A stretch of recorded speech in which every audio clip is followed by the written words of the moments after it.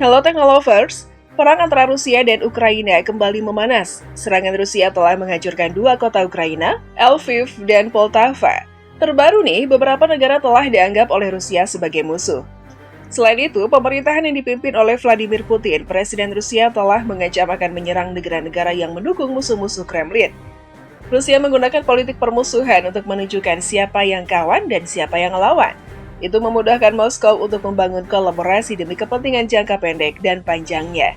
Survei yang dilakukan pada Mei 2023 oleh Levada Center menunjukkan bahwa orang Rusia menganggap AS, Inggris, Jerman, Polandia, dan Ukraina sebagai musuh utama Moskow dan menganggap kelima negara tersebut menjadi ancaman bagi Rusia.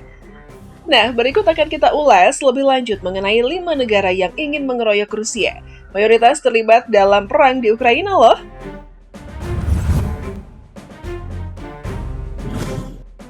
Amerika Serikat, 72%.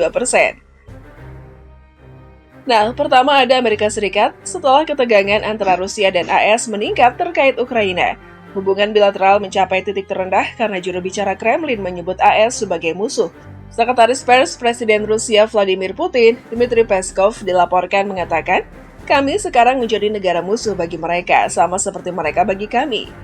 Kremlin sebelumnya menyebut AS dan negara-negara barat yang mendukung Ukraina sebagai negara yang tidak bersahabat atau lawan karena ketegangan tinggi atas penggunaan senjata yang dipasok Amerika oleh Ukraina di wilayah Rusia.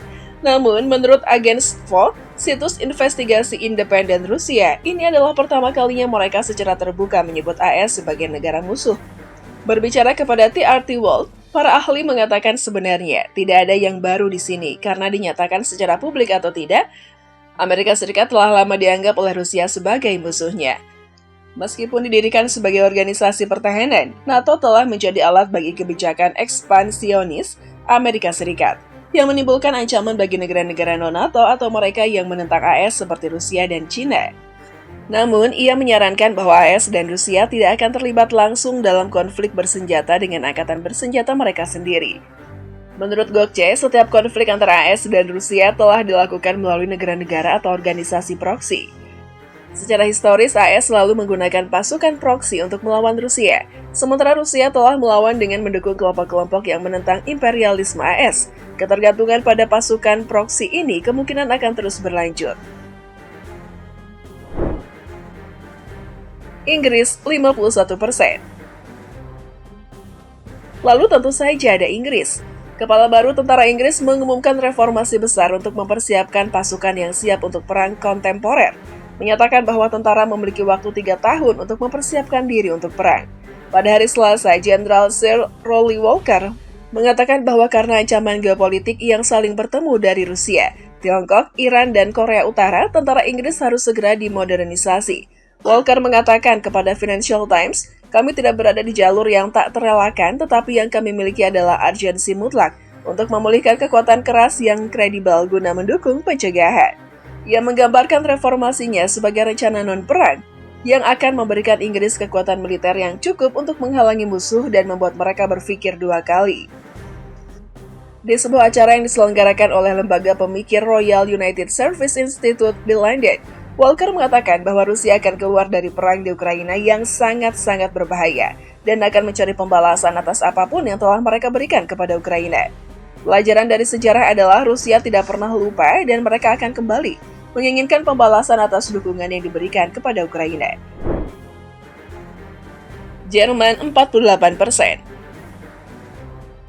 Keputusan Amerika Serikat untuk menempatkan rudal jarak jauh di Jerman dapat menyebabkan konfrontasi langsung ala Perang Dingin.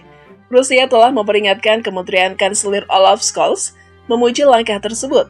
"Kami mengambil langkah mantap menuju Perang Dingin," kata juru bicara Kremlin Dmitry Peskov kepada reporter TV pemerintah Rusia pada hari Kamis.